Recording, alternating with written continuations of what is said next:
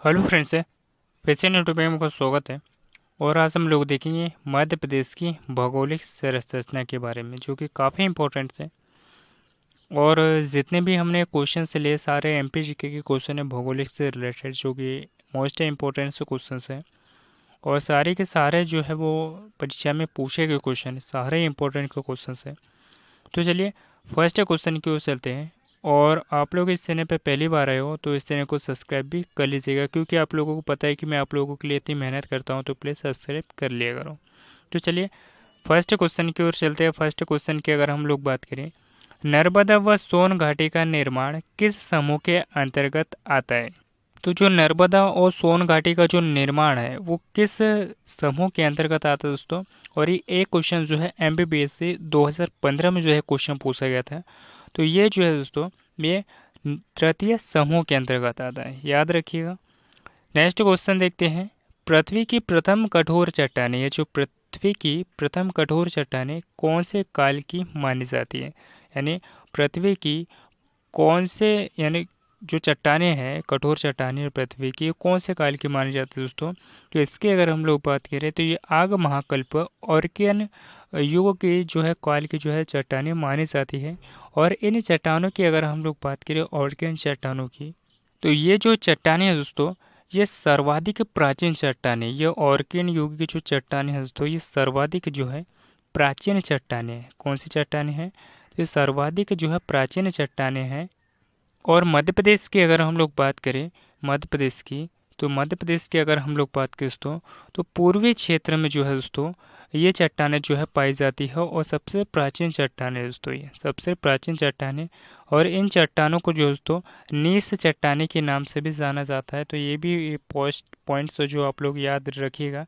और इन चट्टानों की अगर हम लोग बात करें तो इन चट्टानों में जो है ग्रेनाइट, जर्कोनाइट और सिस्टानीस खनिज आदि जो है पाए जाते हैं। तो ये भी जो है आप लोग याद रखिएगा, जो कि काफ़ी इम्पोर्टेंट्स है। तो चलिए नेक्स्ट, यानी जो धारवाड़ चट्टानों की अगर हम लोग बात करें दोस्तों, तो धारवाड़ जो चट्टानें हैं, कहा जाता है इन चट्टानों की कि जो कर्नाटक है दोस्तों, कर्नाटक में जो धारवाड़ की चट्टानें हैं दोस्तों, यहाँ से जो है इन चट्टानों की जो है खोज की गई है, इन धारवाड़ चट्टानों की। और मध्य प्रदेश में भी इन चट्टानों है दोस्तों। और इन चट्टानों की अगर हम लोग बात करें तो इसमें जो है स्लेट, सिस्टनेस, ग्रेनाइट, इस प्रकार के जो खनिजों का जो है उत्पादन होता है। और ये एक प्रकार के जो है दोस्तों जीवाश्म रहित चट्टानें हैं दोस्तों, याद रखिएगा, जीवाश्म रहित चट्टानें हैं, जो कि आर्थिक महत्व से अधिक होती है, याद रखिएगा। और इसकी अगर हम लोग बात करें दोस्तों, तो ये जो चट्टानें हैं मध्य प्रदेश की अगर हम लोग बात करें, तो मध्य प्रदेश में जो है ये बालाघाट, जबलपुर ज़िलों में पाई जाती है। बालाघाट, बालाघाट, बालाघाट, जबलपुर और छिंदवाड़ा आदि ज़िलों में जो है पाई जाती है ये धारवाड़ की चट्टानें। और इससे जो है धारवाड़ की चट्टानों से जो है दोस्तों मैग्नीज खनिज का उत्पादन भी किया जाता है बालाघाट ज़िले से। तो ये फैक्ट्स जो है आप लोग याद रखिएगा। और जो पॉइंट्स मैं आप लोगों को जितने बताता हूँ सारे के सारे जो है इंपॉर्टेंट्स होते हैं, ठीक है। और इसका जो राइट ऑप्शन है, इसका जो राइट ऑप्शन है वो क्या हो जाएगा? तो इसका ए ऑप्शन जो है वो राइट हो जाएगा, ठीक है। नेक्स्ट क्वेश्चन देख सकते हैं। नेक्स्ट क्वेश्चन की अगर हम लोग बात करें, थर्ड क्वेश्चन, पृथ्वी की सबसे पुरानी श्रृंखला मानी जाती है, यानी जो पृथ्वी की सबसे पुरानी श्रृंखला की अगर हम लोग बात करें दोस्तों, तो ये कहाँ पर है? तो ये कौन सी है? तो ये अरावली है। और ये कहाँ पर स्थित है दोस्तों? तो ये राजस्थान में स्थित है। ये अरावली जो श्रृंखला है दोस्तों, यानी जो अरावली जो है, इसकी अगर हम लोग बात करें तो ये कहाँ पर स्थित है दोस्तों? तो ये राजस्थान में स्थित है, याद रखिएगा कहाँ पर स्थित है। तो ये राजस्थान में स्थित है, जो कि वेरी वेरी इंपॉर्टेंट है। और महादेव पर्वत चोटी जो कि मध्य प्रदेश में स्थित है, ये मध्य प्रदेश में स्थित है। और सतपुड़ा पर्वत की भी अगर हम लोग बात करें तो ये भी मध्य प्रदेश में स्थित है। और इसकी भी अगर हम लोग बात करें तो ये भी जो है मध्य प्रदेश में स्थित है, ठीक है। नेक्स्ट क्वेश्चन देखते हैं। सतपुड़ा पर्वत की सबसे ऊंची चोटी है वो कौन सी है? यानी सतपुड़ा पर्वत की सबसे ऊंची चोटी की अगर हम लोग बात करें दोस्तों, तो सतपुड़ा पर्वत की सबसे ऊंची चोटी जो है दोस्तों ये धूपगढ़ है। और इसकी ऊंचाई की अगर हम लोग बात करें तो ये 1350 मीटर जो है इसकी ऊंचाई है। 1350 मीटर जो इसकी ऊंचाई है धूपगढ़ चोटी की। और ये मध्य प्रदेश की भी सबसे ऊंची चोटी है दोस्तों, याद रखिएगा। और ये कहाँ पाई जाती है, तो ये पचमढ़ी में पाई जाती है, जो कि होशंगाबाद ज़िले के अंतर्गत आता है। पचमढ़ी जो कि तहसील है होशंगाबाद ज़िले में आती है दोस्तों ये चोटी, जो कि मोस्ट इम्पोर्टेंट्स है। मैकाल, मैकाल की अगर हम लोग बात करें दोस्तों, तो मैकाल के बारे में आप लोग जानते ही होंगे कि जो मैकाल है दोस्तों, मैकाल एक पर्वत है, याद रखिएगा। कैमूर, कैमूर भी एक प्रकार की पहाड़ी दोस्तों, जिससे कि के नदी का जो है उद्गम हुआ है। किस नदी का उद्गम हुआ है, तो के नदी का जो है उद्गम हुआ है, जो कि काफ़ी इम्पोर्टेंट्स है। नेक्स्ट क्वेश्चन देखते हैं, मध्य प्रदेश का क्षेत्रफल कितना है, यानी जो मध्य प्रदेश का जो क्षेत्रफल है वो कितना है। और एमपीपीएससी 2010 में जो है क्वेश्चन पूछा गया था। तो मध्य प्रदेश का जो क्षेत्रफल है 3,08,000 वर्ग किलोमीटर दोस्तों, कितना है 3,08,000 वर्ग किलोमीटर दोस्तों मध्य प्रदेश का क्षेत्रफल। तो इसका जो राइट ऑप्शन है वो क्या हो जाएगा, तो इसका जो राइट ऑप्शन है वो थर्ड हो जाएगा, ठीक है। नेक्स्ट क्वेश्चन देखते हैं, मध्य प्रदेश की सीमा कितने राज्यों से मिलती है ना। जो मध्य प्रदेश की सीमा है वो कितने राज्यों से होकर मिलती है। एमपी पटवारी 2012 में जो है क्वेश्चन पूछा गया था। तो जो मध्य प्रदेश की जो सीमा है वो 5 राज्यों से टच करती है, याद रखिएगा। और वो कौन कौन से राज्य दोस्तों, तो उत्तर प्रदेश है, राजस्थान है, गुजरात है, महाराष्ट्र है और छत्तीसगढ़ है। इन 5 राज्यों से जो है दोस्तों जो है मध्य प्रदेश की सीमा टच करती है। लेकिन आपसे ये पूछ ले कि सबसे ज़्यादा सीमा जो है मध्य प्रदेश की किस राज्य से टच करती है, तो ये उत्तर प्रदेश से करती है। और सबसे कम सीमा जो है मध्य प्रदेश की किस राज्य से टच करती है, तो ये गुजरात राज्य से टच करती है। तो ये फैक्ट्स जो आप लोग याद रखिएगा, जो कि वेरी वेरी इंपॉर्टेंट्स है। नेक्स्ट क्वेश्चन देखते हैं। नेक्स्ट क्वेश्चन की अगर हम लोग बात करें, 7वां क्वेश्चन, मध्य प्रदेश की सर्वाधिक सीमा किस राज्य से मिलती है, यानी जो मध्य प्रदेश की सर्वाधिक जो सीमा है वो किस राज्य से लगती है। एमपी पटवारी 2012 में जो है क्वेश्चन पूछा गया था। तो मैंने अभी आप लोगों को बताया कि उत्तर प्रदेश से जो है मध्य प्रदेश की सर्वाधिक सीमा लगती है। और गुजरात की अगर हम लोग बात करें तो सबसे कम सीमा जो है गुजरात से लगती है, और सबसे अधिक जो सीमा है वो उत्तर प्रदेश से लगती है। तो इसका जो राइट ऑप्शन है वो डी हो जाएगा। नेक्स्ट क्वेश्चन देखते हैं। और वैसे तो जो है दोस्तों राजस्थान की भी सीमा लगती है और महाराष्ट्र की भी सीमा लगती है, ठीक है। मध्य प्रदेश की न्यूनतम सीमा किस राज्य के साथ में लगती है ना। जो मध्य प्रदेश की जो न्यूनतम सीमा है वो किस राज्य के साथ में, तो जो मध्य प्रदेश की जो न्यूनतम सीमा है, तो जो मध्य प्रदेश की न्यूनतम सीमा की अगर हम लोग बात करें तो ये किस राज्य से लगती है, तो ये गुजरात राज्य से लगती है दोस्तों। किस राज्य से लगती है, तो ये गुजरात राज्य से लगती है। और सबसे अधिकतम सीमा जो है किस राज्य से लगती है, तो ये उत्तर प्रदेश से लगती है। याद रखिएगा किससे लगती है दोस्तों, तो उत्तर प्रदेश से लगती है, जो कि मोस्ट इम्पोर्टेंट्स है। तो इसका जो राइट ऑप्शन है उसका क्या हो जाएगा, तो इसका जो राइट ऑप्शन है वो गुजरात हो जाएगा, ठीक है। और वैसे आप लोगों को मैं बताऊंगा तो जो राजस्थान की भी सीमा है जो कि मध्य प्रदेश से लगती है, और महाराष्ट्र की सीमा जो है वो साउथ यानी दक्षिण में जो है, यानी दक्षिण की ओर जो है महाराष्ट्र की सीमा लगती है मध्य प्रदेश से। और उत्तर की ओर जो है दोस्तों किसकी सीमा लगती है, तो उत्तर की ओर जो है ये उत्तर प्रदेश की सीमा लगती है। तो याद रखिएगा जो कि काफ़ी इंपॉर्टेंट्स है। नेक्स्ट क्वेश्चन से देखते हैं। नेक्स्ट क्वेश्चन की अगर हम लोग बात करें, यानी 9वां क्वेश्चन, मध्य प्रदेश की सीमा गुजरात के किस जिले से लगती है ना। जो मध्य प्रदेश की जो सीमा है दोस्तों गुजरात के जो है वो किस जिले से लगती है, तो ये गुजरात की अगर हम लोग बात करें तो ये बड़ोदरा जिले से जो है लगती है। याद रखिएगा जो कि काफ़ी इंपॉर्टेंट्स है। नेक्स्ट क्वेश्चन से देखते हैं। कर्क रेखा, कर्क रेखा प्रदेश के कितने जिलों से गुजरती है ना। जो कर्क रेखा है मध्य प्रदेश के जो है वो कितनों जिलों से होकर गुजरती है, तो ये 14 जिलों से होकर गुजरती है कर्क रेखा। और कर्क रेखा की अगर हम लोग बात करें दोस्तों, जो कर्क रेखा है मध्य प्रदेश को जो है 2 बराबर भागों में काटती है। ये कर्क रेखा जो है मध्य प्रदेश को 2 बराबर भागों में जो है काटती है। याद रखिएगा 2 बराबर भागों में काटती है, जो कि मोस्ट इम्पोर्टेंट्स है।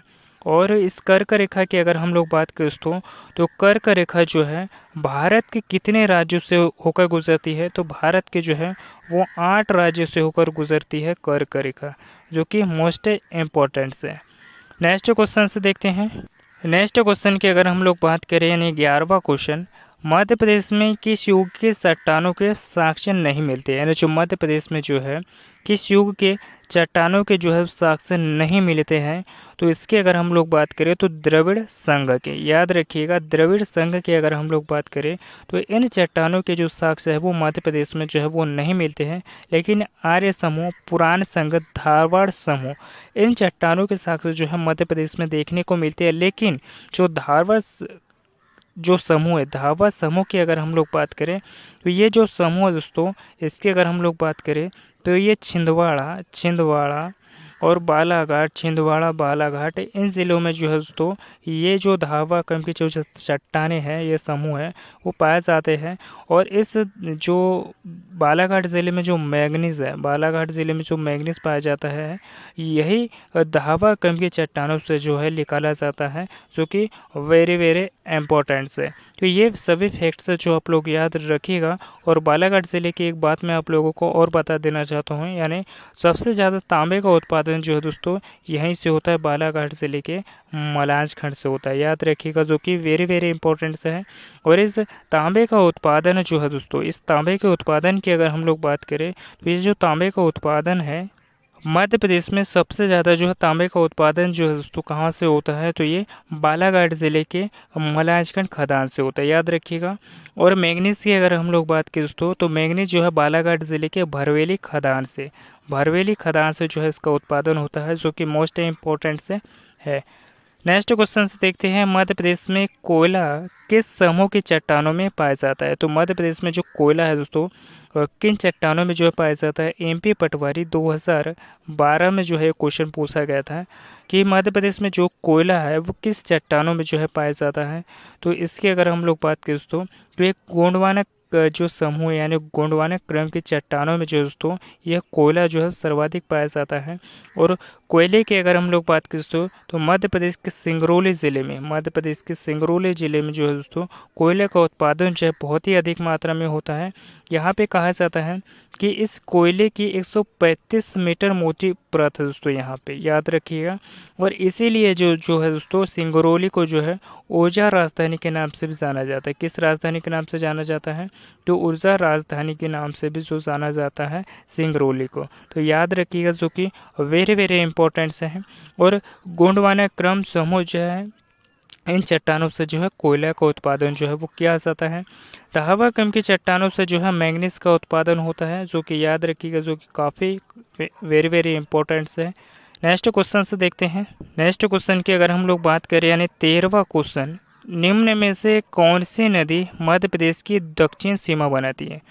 तो मध्य प्रदेश की कौन सी नदी है दोस्तों जो कि दक्षिण की सीमा बनाती है, तो ये ताप्ती नदी, याद रखिएगा। ताप्ती नदी जो है दोस्तों, तो जो मध्य प्रदेश की जो दक्षिण की सीमा है वो ताप्ती नदी बनाती है। और ताप्ती नदी की मैं आपको एक बात बताना चाहूँगा, ताप्ती नदी को जो है दोस्तों सूर्य भगवान की जो पुत्री भी कहा जाता है। सूर्य भगवान जो है इनकी पुत्री भी कहा जाता है दोस्तों। किसको, सूर्य भगवान की जो पुत्री भी कहा जाता है ताप्ती नदी को। और इस ताप्ती नदी का जो उद्गम है बैतूल ज़िले के मुल्ताई तहसील से हुआ है, याद रखिएगा किस ज़िले से हुआ है, तो बैतूल ज़िले के जो है मुल्ताई तहसील से हुआ दोस्तों ताप्ती नदी का उद्गम। जो कि आपको ये भी पूछा जा सकता है कि किस पठार से हुआ है, तो ये सतपुड़ा के पठार से हुआ, याद रखिएगा सतपुड़ा के पठार से जो है वो ताप्ती नदी का जो है उद्गम हुआ है। और ये मध्य प्रदेश की जो है वो दक्षिणी सीमा बनाती है ताप्ती नदी। और इस नदी की अगर हम लोग बात करें तो ये ऐसी नदी है दोस्तों जो कि पश्चिम दिशा की ओर बहती है। किस दिशा की ओर बहती है, तो ये पश्चिम दिशा की ओर बहती है और अरब सागर में जाकर जो है ये नदी जो है वो मतलब गिर जाती है, याद रखिएगा। और ये ताप्ती ही नदी नहीं है जो कि पश्चिम दिशा में बहती है, मध्य प्रदेश की और एक नदी है जो कि नर्मदा नदी की भी अगर हम लोग बात करें तो ये भी जो है पश्चिम दिशा की ओर बहती है। किस दिशा की ओर बहती है, तो ये भी जो है पश्चिम दिशा की ओर बहती है।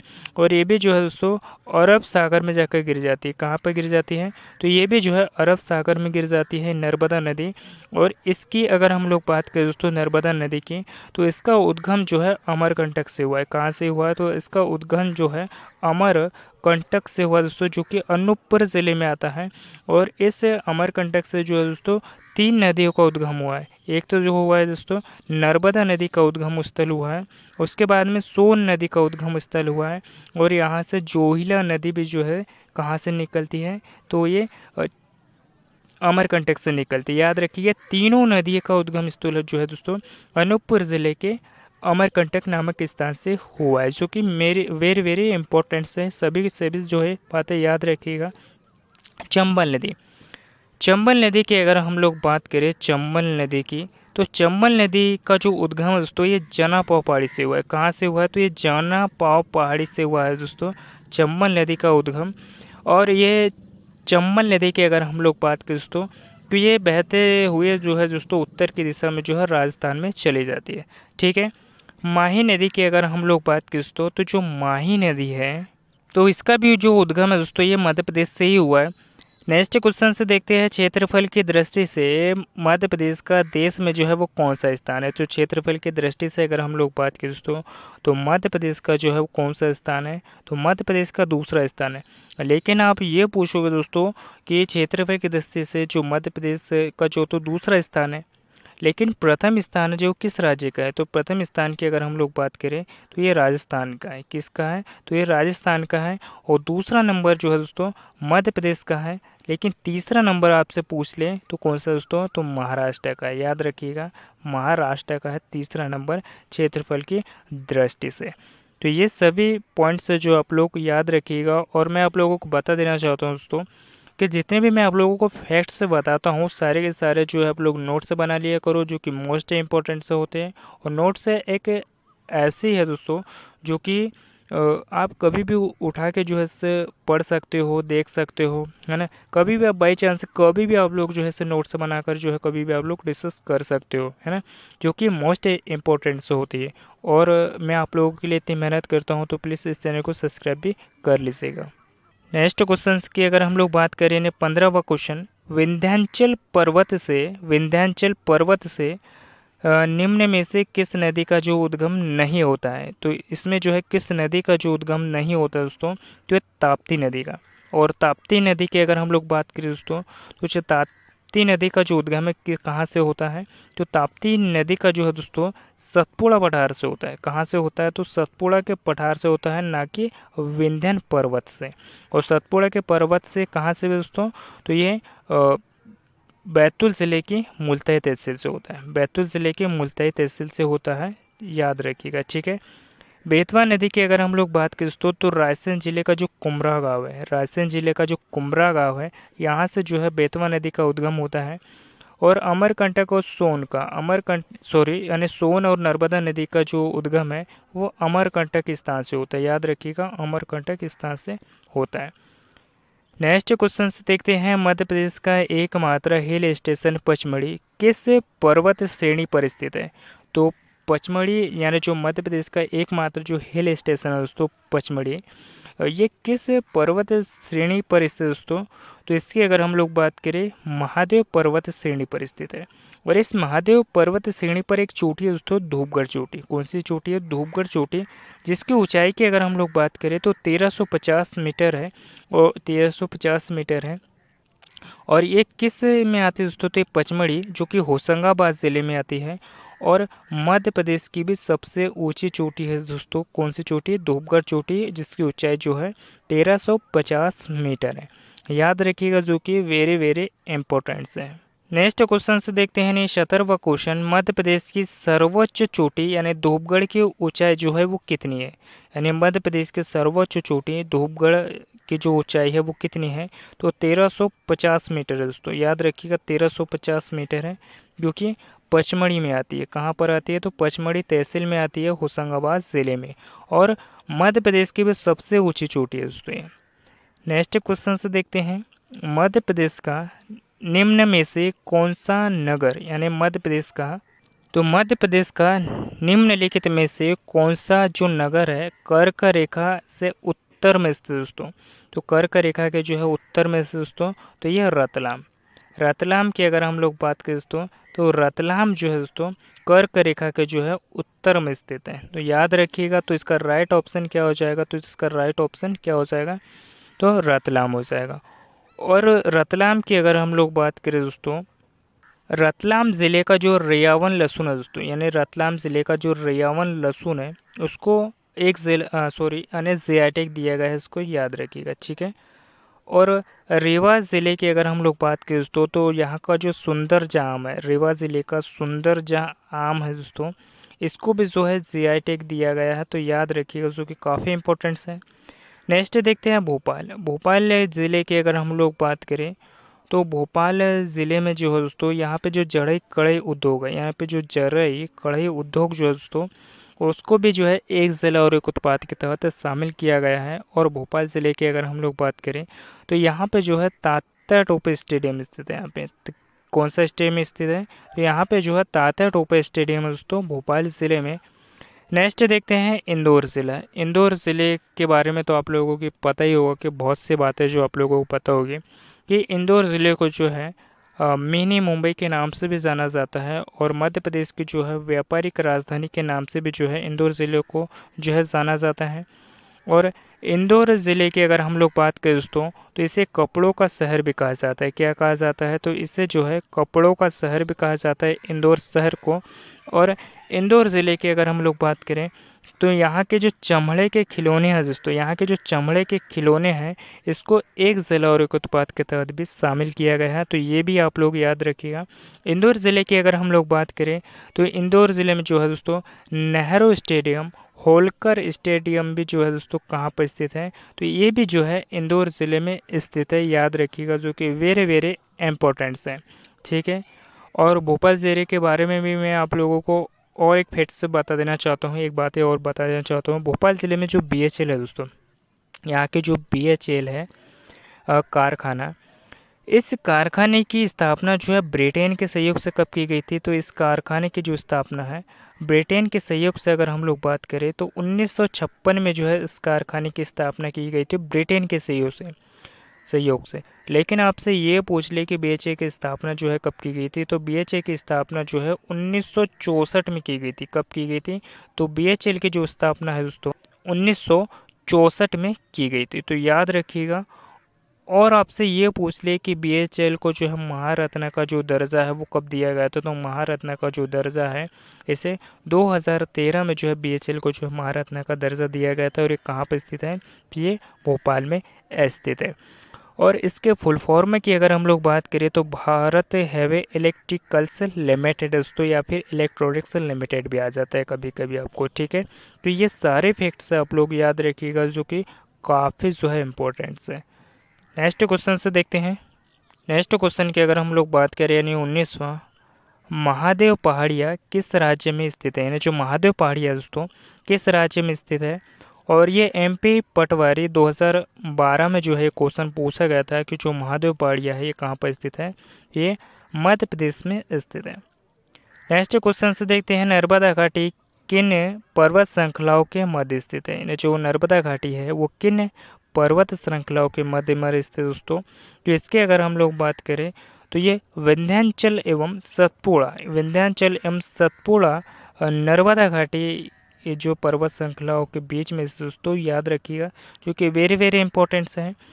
और मैं आप लोगों की बात बता देना चाहूँगा कि ये जितने भी हम लोगों ने स्टोटी क्वेश्चन जो है वो डिस्कस करे, इनसे रिलेटेड जितने भी फैक्ट्स डिस्कस करे जो कि काफ़ी इंपॉर्टेंट्स हैं, और इससे रिलेटेड जितने भी फैक्ट्स बताए हैं सभी आप लोग जो है वो नोट्स बना लिया करो, जो कि काफ़ी इंपॉर्टेंट्स होते हैं। नोट्स बना लेते हो तो जो कि आप कभी भी पढ़ सकते हो इस नोट्स से, जो कि मोस्ट इम्पोर्टेंट्स होती है।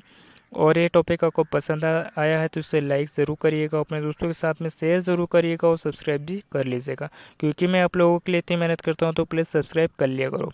अपने दोस्तों के साथ भी शेयर कीजिएगा ताकि उन लोगों की भी हेल्प हो सके। मिलते हैं किसी नेक्स्ट टॉपिक पे, धन्यवाद। और शेयर करना ना भूलिएगा दोस्तों इस वीडियो को ज़्यादा से ज़्यादा। Thank you.